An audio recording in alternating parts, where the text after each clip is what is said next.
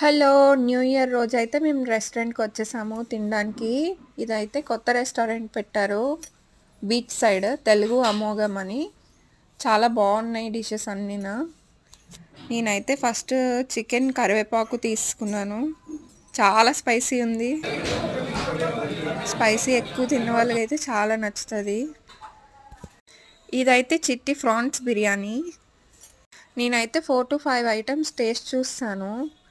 Chicken fry piece biryani, chicken dum biryani, చిట్టి prawns biryani, naan, butter naan, kaju paneer అన్నీ taste చూసాను. చాలా బాగున్నది.